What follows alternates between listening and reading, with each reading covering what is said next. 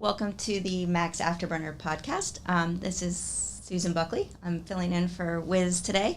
I have a very special guest today. Her name is Cari McLean. Her husband and her run Mental Joe, a nonprofit for veterans as well. We're all wearing our Mental Joe merch here. They're the brainstorm behind our Maverick Minds psychedelic fighter pilot helmet. Anyway, so I'm so glad to have you on today. And we had a quick little chat yesterday about what we could talk about, because there's so many things we could chat about between medicine work, husbands, veterans, being a military wife. There's a lot of stuff. Being moms. Cari's the mother of two beautiful little boys, so she's got a lot going on her plate as well. But we decided we thought great conversation to have would be how the families should be healing, and the spouses, and really anyone that loves a military member that needs healing. That Fallen Heroes, when we started, Matt came home from his medicine journey and he was like, I'm great. Let's move on. Everything's amazing. And I was like, oh, I thought I'd let go a lot of stuff. I thought I was healed. I thought that would be enough. And then realizing that I needed to work by myself. A lot of wives, partners, spouses, moms, we don't put ourselves first. It's just the thing that we just don't really make time for. A lot of us do. So I think it's very important that we do that. And so that's why No Fallen Heroes, we also treat the spouses and the loved ones. Like if your child needs therapy or, medicine work, or your spouse or your mom or your dad or anybody that loves the veteran. So we were going to chat about that today. So welcome, Cari. And if you want to introduce yourself a little bit and we'll go from there. Yeah, will do. Yeah, thanks. So as you mentioned, Cari McLean, wife to Chad McLean. So we run Mental Joe. We have a nonprofit, and we started kind of our for-profit side too on the apparel side of things. So about 5 years ago, just kind of a quick backstory, Chad almost took his life. It was, I don't want to say it's partially my fault, but we got in a big fight. I was the one actually drinking that night. And it wasn't just that one night. There was definitely other instances that I had to talk him out of it, and didn't know what was going to happen. But after that night, he went into inpatient treatment and was taken away, and I had no idea what was going to happen to me or my kids or our family. And after about 2 days, I was finally able to talk to him, and he's like, my brain is broken. I don't know what else to do. So he had tried all the traditional type therapies. He was working with the VA, and he's like, hey, I kind of heard about ketamine. And so of course I go down the rabbit hole and okay, ketamine therapy. As soon as we got out, we found a clinic, got him, sign up for that. And I would say that was a game changer. But as you mentioned, about probably 6 to 8 months after, I'd say he was kind of on the other side and starting to feel better and was more aligned and thinking more clearly. He looked at me one day and he's like, well, what about you? And I was like, what do you mean, what about me? I've been holding this whole household together. We had 2 extremely young boys now. Our boys are 6 and 7 now. And I was just like, what do you mean? What about me?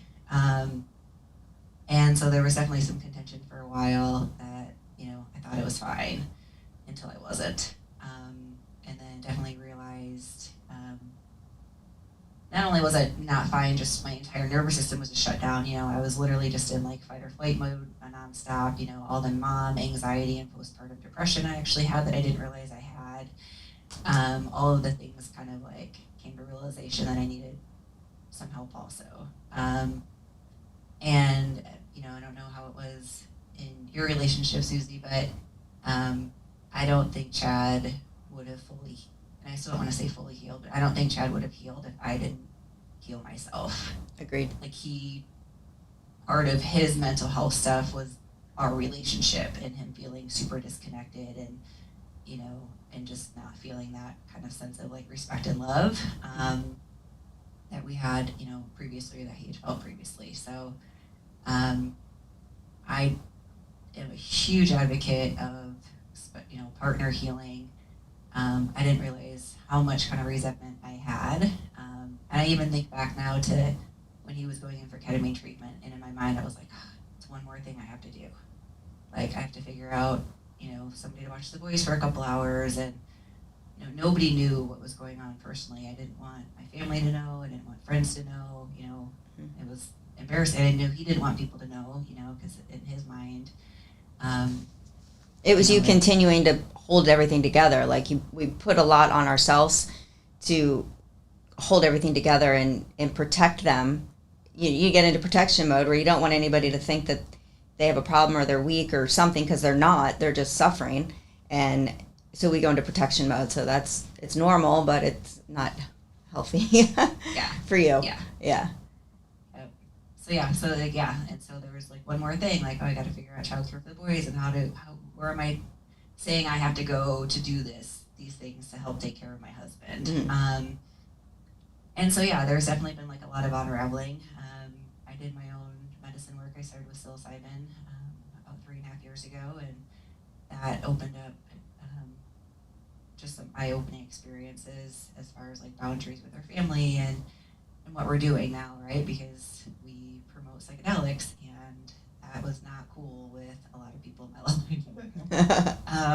It was definitely that stigma of, oh, you're doing drugs, and it's like, no, we are not doing drugs. Like, these are medicines that they're truly healing and they're helping, and so thankful for them, because I don't know where we would be today. Pretty sure we would probably be divorced if we didn't have these in our lives. And it's healed me in ways that I didn't even know I needed to be healed also, even from stuff prior to Chad, in our relationship. So we just kind of shout from the rooftops, like, we get that psychedelics probably aren't going to be people's, first, option, and which is totally fine. Do something, do something. And when you run out of options, there is another option, and hopefully, these options will help. Yeah, Matt, we say, there's a lot of ways to heal. Matt often says, you can climb a mountain, you can meditate, you could, whatever you feel that you could do. But, sometimes, especially for a lot of the veterans, they've had some pretty severe trauma that they've either brought into the military with them, or that they incurred in the military, or both. A lot of guys and women, they join the military with whatever trauma that people have, and then it's just made worse. But sometimes you need radical healing. You've already tried these things, and and like you said, it's not, people look at us and like, I don't know why you're calling it medicine. And I'm like, well, because it is for us, and it is healing, people. It's not like you're not doing ibogaine or the amounts of psilocybin that we're doing and going anywhere. And it's not like you're having fun and you're going to like some nightclub and living it up. You're healing, you're going inside, and it's set and setting. People can say they're drugs, but that's not the set and setting that these are. These are medicines, and we use them for healing. And there's so much now medical documentation of what it's doing to the brain. So now, thank goodness, there's all these studies coming out where we're starting to prove that it is healing people. You don't hear, with all the people that we've treated through No Fallen Heroes, we haven't had one person that came back and said, I'm worse than I was, or that did nothing for me. So even if they, need to find something else as well, maybe they need to learn to meditate or journal or do some talk therapy as well, still, they get them on the right path. It's definitely a tool. It's not a one pill fixes everything. You still have to work, like you and Chad and like Matt and I, you go through these things. It's not like every day is sunshine and lollipops. Like, you're still working. You're still in a normal relationship where you have things come up. So it's a constant, working through. So that's why they call it a journey, right? Yeah. It's and like you mentioned, and when Chad and I first kind of, learned about ketamine, then we learned about psilocybin, and we had no idea about any of this stuff. And then I was like, and you can actually get it in the mail. Like, this is crazy what you recommend. But they had no idea that there was, these types of medicines, or plant medicines, or psychedelics, whatever you want to call them, we're out there, and so then we first got in the space, and then we definitely have like kind of learned our way around, the people that we look up to in the space and the people that we're like, you do you, but you probably shouldn't be going and doing a medicine journey every single weekend, right? Or that often. Yeah. But I have also learned that you can do them in increments, and to me, it's like an onion peeling off, right? Like I've done, I don't know, maybe 3 psilocybin journeys. Chad and I have done 2 or 3 MDMA journeys, and it's almost like every 6 to 8 months, like we book a weekend for him and I, and we do MDMA together. Yeah. And it unravels and heals every single time. Yeah. And so there's different medicines that can be used for different purposes, but you still have to have the time and space to integrate them, and it's not something you go to every single time, for your first option. Like, right. Okay, maybe it's time. Like, it's been, a year since I've done a journey. Okay, let's see what else there is to unravel. Right. And there's been unraveling every single time. That's just been amazing to me. Yeah. Yeah, Matt says he's like, knock the rust off a little bit. You kind of, you build back up your layers. You kind of get back into your habits. And I mean, I'm sure, or I don't know, like your feelings on this, but I know for me, like I can now see when I'm starting to build up those layers, now, you can kind of see it coming, and you can kind of go, okay, here's, and you start to learn how to control it, in the sense of, okay, why am I going down that hole? You start talking to yourself more because you've seen it, you physically have seen everything, and you feel so great when you come out, and how you can start to manage your life to be like, well, why am I starting to feel like that? And I sit with things more. I used to just react, I mean, I'm Italian, I'm a Taurus. What are you going to do? But, I would just like react to stuff rather than go, okay, let me take a second and think about this, and I'm going to sit, and then I can kind of process things better. And I definitely think, because I've only done 1 psilocybin journey, and then Matt and I went down to Costa Rica and did iboga, and so I could definitely see the difference in the medicine, like with you with the MDMA, and I've done MDMA, but you can see what the different medicines work and how they work differently. It's not a one size fits all. We've sent a bunch of vets down to do ibogaine, and that's a completely different way of healing as well. So I find it interesting, how people just categorize them all as psychedelics and as drugs, when they're all there for healing in different ways. So yeah. The last session that Chad and I did, so we did MDMA recently, and I thought I was past all the things that had happened 5 years ago, and some things that happened 10 years ago when we were dating, and I was sitting there, and I'm like, I don't know that I want to. I'm not sure if I should bring this up or not. And he was like, bring it up. And it was literally 2 last things that I was kind of like holding on to that I didn't realize I was still holding on to. And we talked about them. Even the night that we got in a huge fight and almost took his life, there was parts of that night that I think both of us had completely kind of forgot about, because I think your brain can only handle so much at once. Yeah. And we talked about the entire night, kind of beginning to end, what had happened, my thought process, his thought process. And I didn't even think of like what happened once he left the house, once the police came and they took him to inpatient. I thought he was in like the back of a police car. I thought the police transported him and he went voluntarily, and that was not the case. He was in an ambulance, and they actually ended up giving him some type of like massive sedative to like calm him down.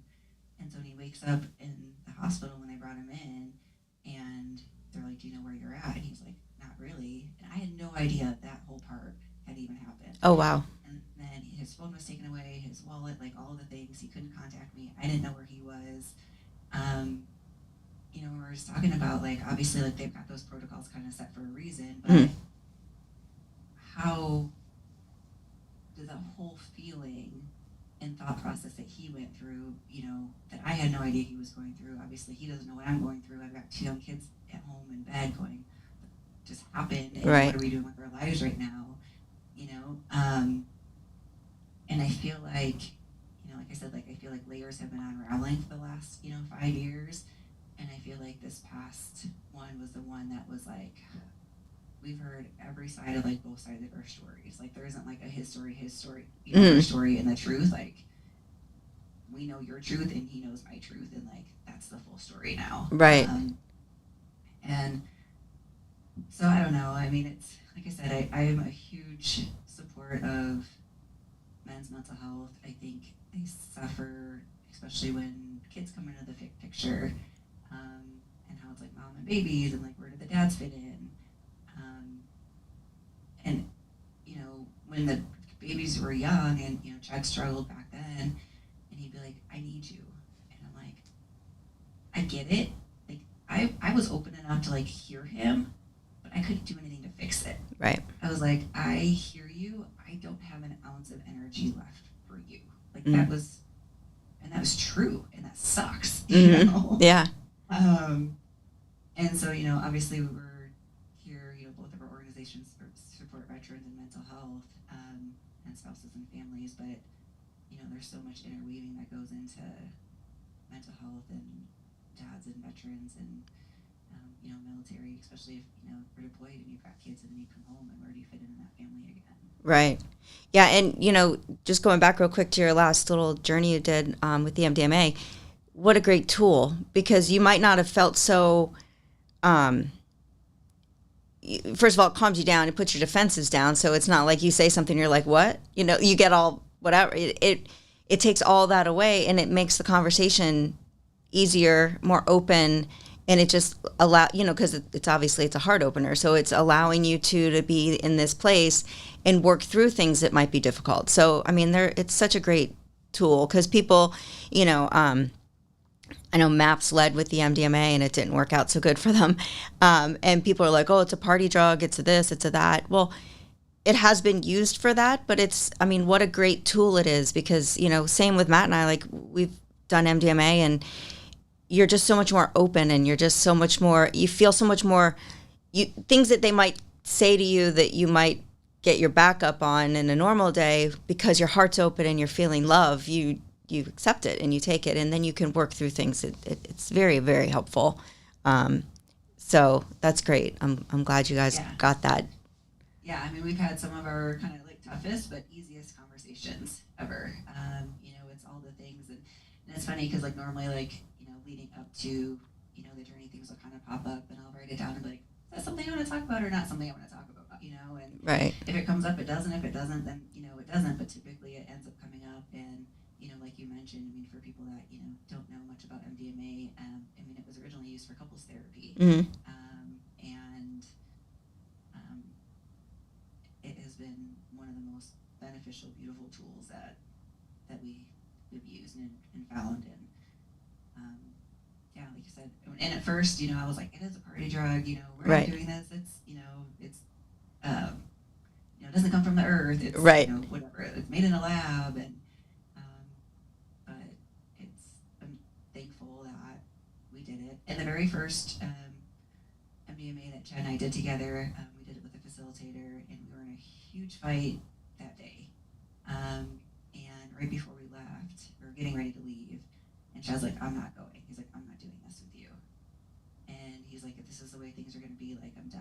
And I was like, if we don't go, like, we're done. Like, we're going to get in the car, and we're going to drive there, and we're going to leave it up to the facilitator and see what they say. Like, if they say, yep, not a good time for it, okay, like, we're not doing it. But if they say, okay, like, this is why you're here, and we went in completely disconnected, and we walked out, and I feel like he saw me for the first time, and like the pain that I was holding on to, you know, because he wanted me to forget about 4 years ago, 5 years ago, right?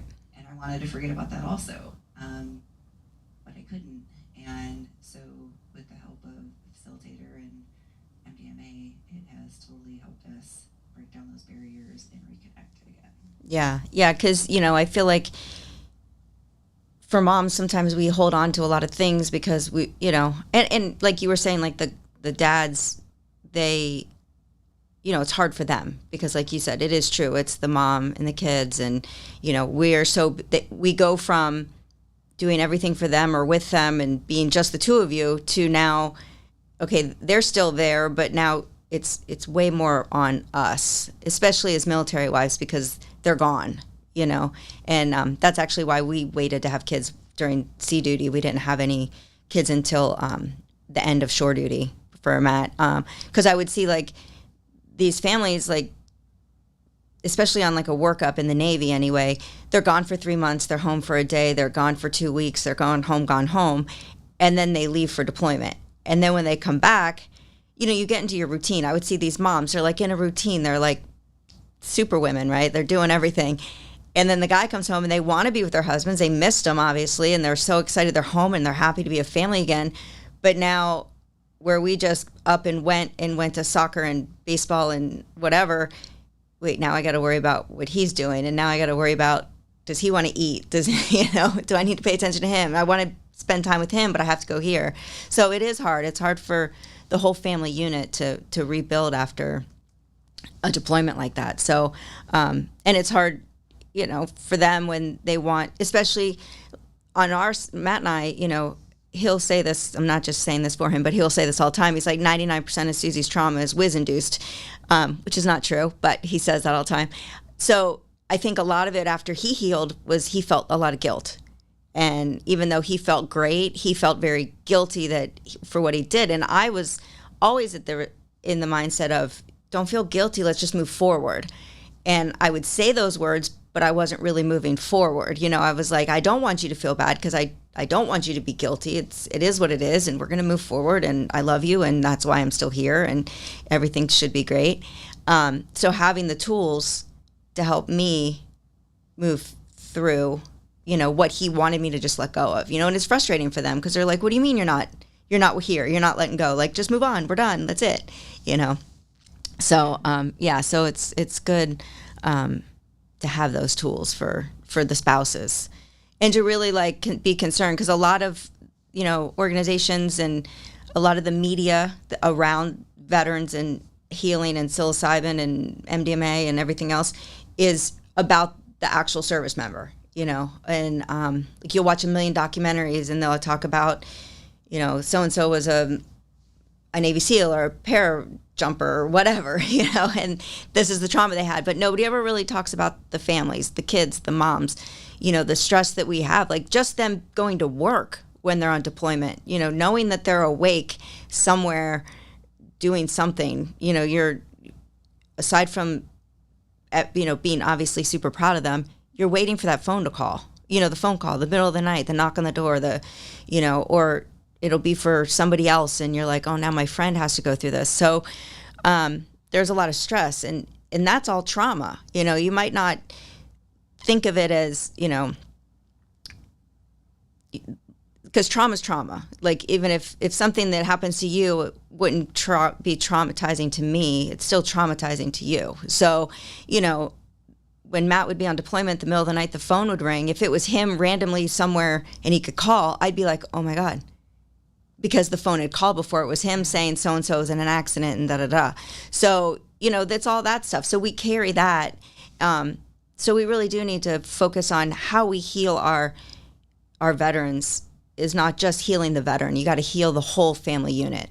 And the kids too, because they see stuff and they worry, and they, your energy in the house, especially as the mom, is going to dictate a lot of how your kids feel. And you want to show them the positive and the best part of you, even though it's not every day, and that's fine, and that's life, but, just trying to be your best. So, so that's, we made a family healing book at No Fallen Heroes. I should send it to you. I don't think I've sent it to you. I'll send it over to you. Just to give the families an idea, because they go into these medicine retreats and they prep the person doing the medicine, but they don't prep the people that are supporting them. So it's a big thing to help with that. Yeah. Yeah. And just to kind of go along with that too, obviously, No Fallen Heroes is veterans, and that was our main thing too. And again, my whole thing, I'm like squirrel. I'm like, we need to help all these people, because it's first responders too, the police officers and firefighters, and they're doing that every single day, and the wives are thinking about that every single day also. Yep. but yeah, I mean, even to go along with like the you know the kids and the family healing, one of my biggest kind of stressors right now is Chad's going to be part of a pretty big project that's coming out in August, but you know our kids are getting older, and so how do we talk to them about what has gone on in the past, you know, and how are they gonna think, you know, who Chad is like their hero right now, and he's super playful and lovey and is literally the best dad I've ever freaking possibly seen. Like, for, you know, like, what are they gonna think? And how am I gonna, you know, get somebody to kind of help explain, you know, what potentially could have happened in the past, you know, why we're doing what we're doing, you know, I mean, they know Mental Joe, they see the apparel, you know, they see us going to events, they see us talking to people, you know, we have people over, they see mushrooms, but they don't know what any of that, you know, right. Yet. But my oldest, he's 7.5, and he's pretty mature for his age, and I mean, we're gonna have to have those conversations with him in the next couple months. Yeah, our kids were a little bit are older than yours, but when Matt was going through his really rough time, the kids were all at home, right? So, but Matthew was older, and Jack, like, they were old enough to see what was happening, like see that things weren't great, and you know, we didn't really tell them anything about him going on his retreat. We were just kind of, it happened so fast too. It was like, hey, do you want to go on this retreat at the end of the month? And Matt's like, sure. No idea what ibogaine was, no idea what he was doing, but we were doing our foundation, giving money to other foundations because we didn't know what to do. So anyway, when Matt went and came back, you know, it was like, and especially for our oldest son, I think, because he saw Matt as like the greatest dad, the football coach, the dad that was at everything, the dad that was, you know, always around and, you know, did everything with him. And then he saw the bad section. And then when he came back, he saw the good section again. So for him, I think it was actually healing. And he's, so, you know, you could tell that he was stressed because being the oldest, I feel like he was always like, well, I got to step up and do this and I got to do that and, you know, whatever. So an interesting story, when after Matt did the medicine, we met Daniel Carcillo. And, you know, my boys play hockey and they're giant hockey fans and they're giant Chicago Blackhawk hockey fans. And so Daniel has 2 Stanley Cups with the Chicago Blackhawks. So Matt was going to meet him. So we just randomly showed up where they were because the boys were dying to meet him. And Daniel sat them down and all 3 of the kids were sitting there. And they said, he said, so what do you see? What's the difference? Like, what do you see with, and we had never really put words to what he did. You know, we didn't really sit them down and go, Dad went to Mexico and did ibogaine with a bunch of Navy SEALs, because they would have been like, what? So they just knew he was better, like that he was back to how he was before. And our daughter, who's the youngest, this was maybe like 3-4 years ago when we met Daniel. So she was little when Matt was going through his rough time. And she looked at Daniel and she goes, he's better. That's all she said. And it makes me want to cry because you don't realize how much they're holding on to, you know, because she was so little, she didn't know any better. She didn't know, like Matthew or Jack, were the dad that was their football coach and went to all their hockey stuff and did everything with them, to being a little absent because he was struggling with his own things, but still trying to do his best, but just, it was different. Keely only knew that one. And then for her to go, he's better. I mean, it was just seen like, okay, now we're on a good path. Like now that's what you want them to see. So having the conversation with them, I don't personally feel like it needs to be super deep, you know, because they're little, but, you know, just the awareness of it. And the great thing about it is our Matthew is now in the Air National Guard. So if he decides to switch to full-time Air Force, he's not really sure what he's doing. But somebody had asked me, they're like, how do you feel about him being in the military after seeing all the trauma that it can cause? And I said, well, super proud of him that he'd want to serve our country and he'd put him, you know, country before self and all the things that we feel are important in our family, service and all that. But now I know there's tools to help him. You know, there's a way. It's not like good luck. because like Matt also, this is another thing he says all the time, and it just is perfect the way he says it. The military does a really good job of training these guys how to be killers, how to do really bad things to people, but then they don't really do a very good job of putting them back into life, putting them back into their families, teaching them how to just be a regular person anymore. And I think a lot of the trauma for the guys is when they do get out, and we send veterans, first responders, and families. So we send a lot of police, a lot of fire, a lot of paramedics, because what do? They usually take off one uniform and they put on another uniform. So they bring any childhood trauma, military trauma, and the amount of trauma that those guys see as firefighters and police officers sometimes can be greater than what the military sees, to be honest, because it's on a day-to-day basis. We have a friend who was like a 25-year-old Marine, or 25-year Marine. He was a police captain down in Miami-Dade, and he said the worst stuff he saw was in Miami-Dade. He's like, the things that people do to other humans, he's like, it's horrific. These aren't our enemies. These are our neighbors, So I feel like, being able to teach our kids that, you're not going to teach them like, oh, just go do mushrooms and everything will be fine. But, to teach them that there is ways to heal. You don't need to suffer.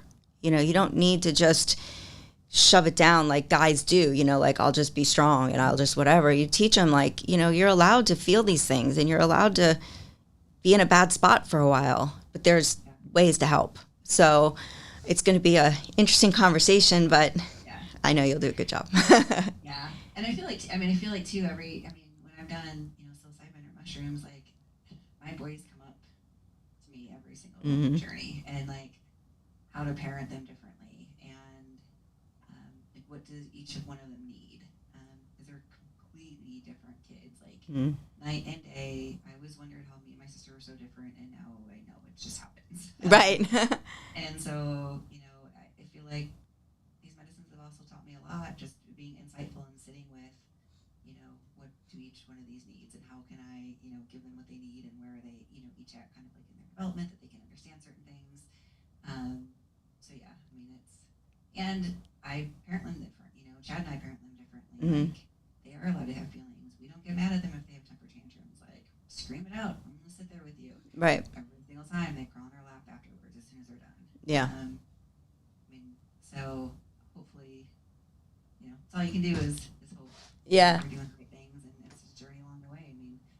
1 week something might work, and the next week, like, okay, we gotta try something different here. Right. I'm sure as they get to be a little bit older and teenagers, it's gonna change drastically as well. But yeah, it is. Yeah, it definitely changes. Those teenage girls are whoo. I always joke. I'm like, God gives you what you can handle, and He knew I could have one beautiful little girl, and that was all I could handle. No, she's amazing, but yeah, it is different. Like how you said, each kid is completely different, and you're like, how can you be such a different person? So yeah, learning how to handle each one of them in a way. It's obviously a different conversation for each kid. It's not like you could have a blanket conversation. But it is important that they know not everything you go through, obviously, but that, that there are struggles and there are things you need to work with. I read this somewhere, I don't know where it was, but I saw it was like a picture of like an older couple. And it said, imagine how many times these two had to forgive each other to be where they are. So I think it's important for your kids to know that, yeah, we went through this, we forgave each other, we love each other, and we worked through it. And that's what you do, because otherwise what happens, we've got a generation of kids who just run away from everything. They don't work towards stuff. You see people, they're like, oh, I've been married 5 times. I'm like, you're 30, like what, or whatever, So, if something's worth it, you're teaching them the lesson that this is worth it. This is family. This is what's, this is our bond, and we're our little pack here, the 4 of us.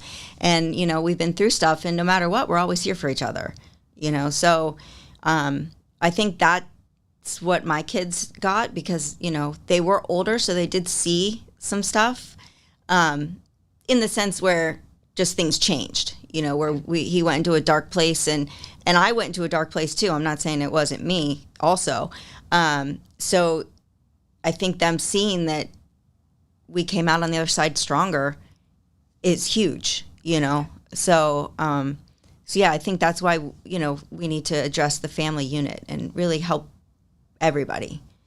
Yeah. And having those hard conversations, right? Because like you said, I mean, it's, relationships aren't easy, medicine or no medicine work. Like, right. And you're going to have the day-to-day struggles and the conflicts and, the mismatches and, how do you handle all that? And I think too, that's, some of their biggest kind of takeaways is just, I many years ago, I went to school initially for social work, so that was my background. And Chad, he'd get frustrated with me. He's like, I thought you were the one that could communicate. Like, I thought you were the one supposed to talk, because he'd bring something to me, but he'd bring it to me, like, when I wasn't prepared for it. And so I would immediately shut down. I'm like, where is this coming from? Like, I wasn't ready. Like, I literally couldn't respond. Like, I did not know what was happening.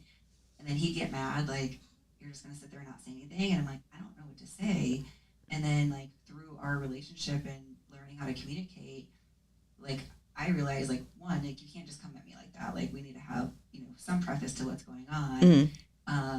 But I would just put up, like, an automatic, like, defense and, like, where is this coming from, So we've learned how to communicate differently. And, especially, like, when he was going through this stuff pretty heavily. And, I mean, even now, I mean, we both have our moods and our days where we're just, like, we carry heavy energy, Right. We're irritated, I'm PMSing, going through perimenopause, a whole other story, and, like, now we can call each other out there and be like, hey, like, your energy is kind of heavy, Yeah. Before I'd, like, walk around and tiptoe and, like, totally pull away and be like, I'm not dealing with this, I'm like, hey, your energy's a little heavy, like, do you need to go for a walk or something going on, now I'm able to, like, lean in a little bit more, which I didn't realize either. When he needed me to lean in, I would lean out, because I'm like, your energy's too heavy, I don't know if this is going to go, like, are we going to get another fight again? And so I would just avoid it all when he needed me. Right. And so now that my nervous system has calmed down and my, I'm in a much better space, I can be like, hey, like, are you good? Like, what do you need? What do you need from me? Do you just need to go for a walk? Do you need me to do something with the boys? Like, do you need to have a conversation? And just learning, like, all the tools of actually, like, how to be in a relationship and, like, where my triggers are, so I know how to better, help him and vice versa. And now he can do the exact same thing for me, where he's just like, hey, you're acting a little stressed. Like, what do you need from me? And, sometimes I don't even realize it, and I'm just kind of getting go mode, and I'm like, yeah, you're right. Like, okay, like, I need to slow down and pause. Like, this is what I need. Let's write it down, so we can figure out how we're going to tackle all this stuff together. And, but yeah, I mean, communication obviously is a huge thing in relationships. And, when you come from two different backgrounds and two different families, you communicate differently, and right. or maybe not at all. So. Yeah. And your communication needs, like, relationships change and grow and flow, like, always. Like, you're not the same person you were when you met him, obviously. And even if you didn't do medicine work, you still wouldn't be the same person that when you met him. You grow. So figuring out how to do that together is key, Yeah. and it sounds like, oh, that should be easy, but it's not. And really being able to dive into and figuring out yourself, which, going back to healing yourself, is where you really need to go. Because you would never have known Chad needed that if you weren't able to look within yourself and go, wait, why am I doing that? Wait, I just got mad about something he said when he was just asking me a simple question. But I got all defensive because this other stuff was going on in my day, which was already stressing me out, and then he added more stress. So, I mean, I do that with Matt. He'll be like asking me a question, and I'm already have like 10 things in my head that I need to do, and now he wants me to do something else, which could be as easy as, can you pick me up some hair gel or something? And I'm like, what? I can't. That just topples my whole thing. And I was like, wait a minute. Okay, stop. It's not that big of a deal. Take a breath. So, I mean, it's definitely a good way to, when you're healing yourself, it helps so many things. Like, as the wife and the mother, I feel like, like we were saying earlier, we are the glue that keeps it all running. And if you're not good, nobody's going to be good. Yeah. Really. That's your statement. Yeah. And I mean, honestly, like, if they're not good, nobody's good either. But really, if you're not good, you can't support them, and then you can't support your kids, and then you're not helping yourself at all. And so, so I mean, I'm not saying everybody should do a medicine journey because like we said, not everybody needs to, Yeah. but a lot of people who have, veterans, first responders, or people that have gone through the medicine, and some people are like, I don't need it. It's not for me, blah, blah, blah. Well, maybe it's not, but maybe take a second, sit back and listen to see if it's calling you, because you might just have your senses up like, I'm fine. I don't need anything, because I'm one of those people that's always like, I don't need help. I think I can do everything myself, which I can't do everything myself, but I think I can. I'm like, oh, I don't need help. I don't want to burden you. I don't want to bother you. You have enough going on. You don't need to worry about me. I'll do it. So I feel like if you stop and you listen, you might hear the medicine calling you as a partner of somebody who's healing. And then, like you said, it's going to help them heal even deeper once you've let go of everything, because they can't fully let go of stuff that if they've caused you trauma and they're trying to let it go, but you're holding on to it, well, it's still there, So like the last pieces of your conversation the last time, like you were able to finally let it go. Yeah. So, yeah. It's not a one-time thing. Like you said, you've done a couple things together. You've done some things by yourself. Like it's a process. So, yeah. And it's the little things too, like carving out enough time, like we don't watch TV at night anymore. We are super busy, between like my normal job and then all the mental Joe stuff and then, kid stuff. Every single night we have something, and every single weekend we have something, whether we're doing events for mental Joe or the kid things, and so at night, like we don't watch TV anymore. Yeah. We turn it off, listen to music, we talk, we connect, we like catch up on, okay, what's your schedule for the week? What do we need? How do we balance each other? Like, so we've changed things, to make time and space for each other where, yeah, like there's some night, and once in a while I'll be like, I just want to zone out. Can we just watch a show, Yeah. And we'll scroll for like 10 minutes. We don't find anything. We're like, there's nothing on. Like, yeah. we'll watch. Like, I want to get it. I know. Yeah. So it's been a very intentional, Mm.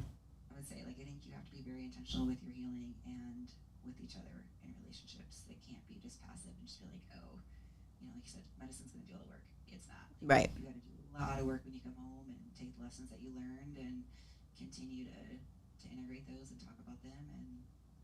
And not let those bad habits come back. Yeah.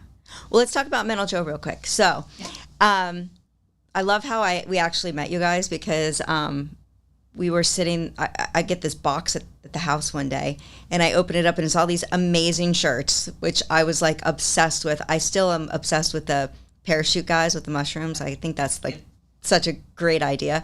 And he sent us this. And I was like, oh my God. I'm like, that is the coolest thing I've ever seen. So we connected through that. And then I remember calling you guys, and you were in your car, your whole family, driving somewhere on like a trip. And I was like, oh, I don't want to bug you. And then we got to meet you at Psychedelic Science eventually. But when I talked to you guys at Psychedelic Science, I think it was, I was like, I know that's like your shirt, but like I really love the fighter pilot thing. Like, can we use it? And Chad's like, I made it for you. And I was like, oh, that's amazing.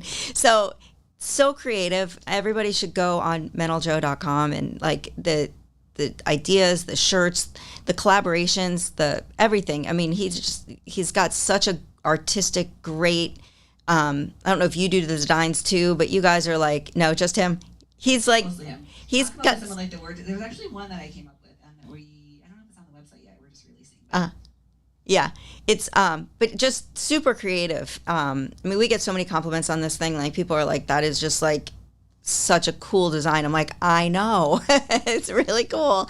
But and so explain how Mental Joe works and how you help veterans and first responders and everybody.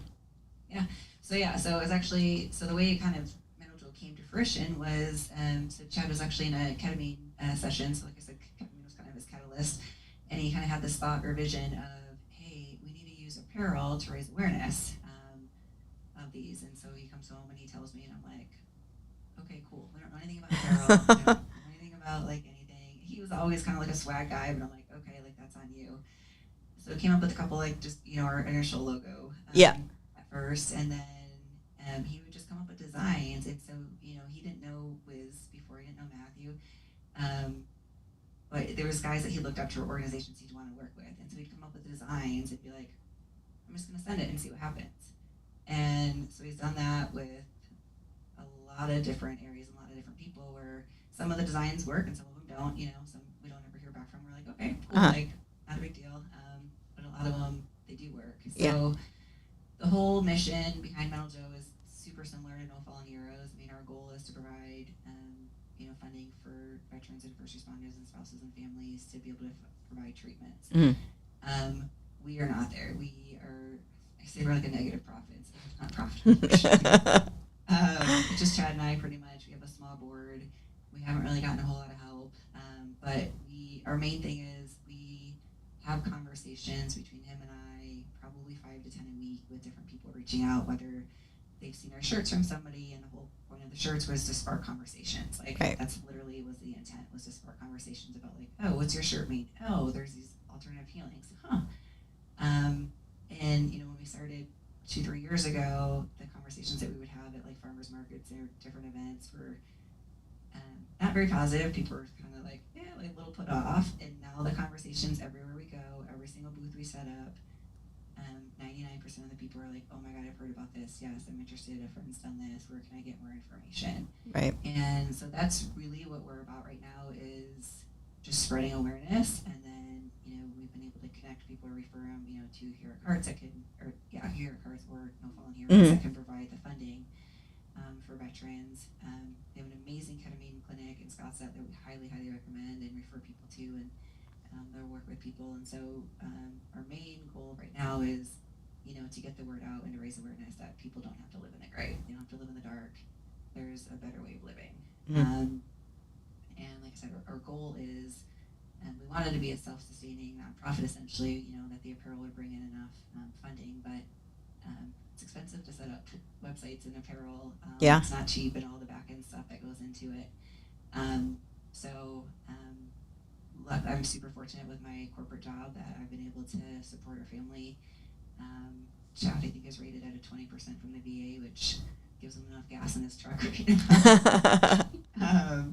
So we're fighting that still. But we get frustrated. We're like, why are we doing this? We could just be healing our family. And then we're like, you know what? There's so many more people out there. Right. And the cool thing now is, too, that, like, at kids' football games or events, like, parents will come up. Like, hey, what are you guys doing? Or, hey, I got a firefighter that really needs some help. And so it's those changes that we see at, like, a smaller scale, even, of, like, the immediate community. And the ripple effect has been really cool. So yeah, we're pushing along. We've got a ton of new designs that are coming out right now. Like I said, we've got some big things in the works we can't fully announce yet for 2025, but should really help kind of catapult us. Good.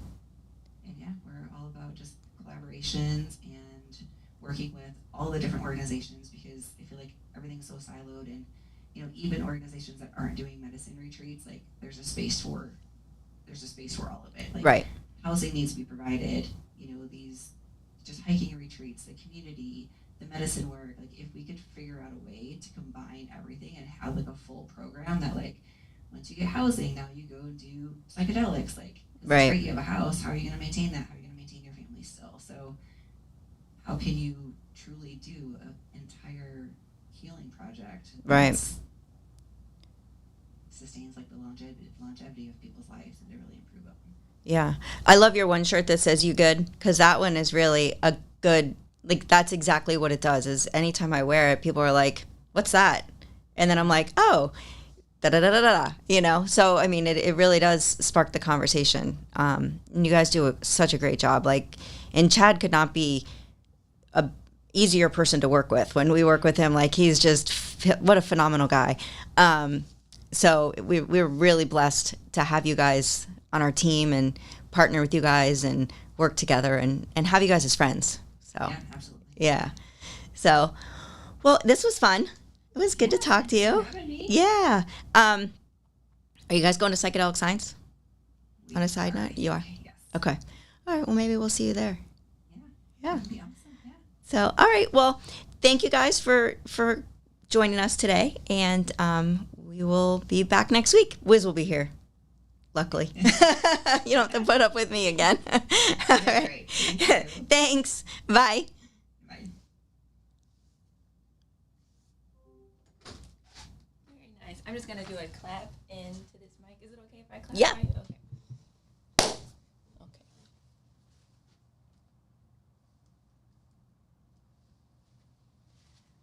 Yeah, I don't know why I get myself so worked up.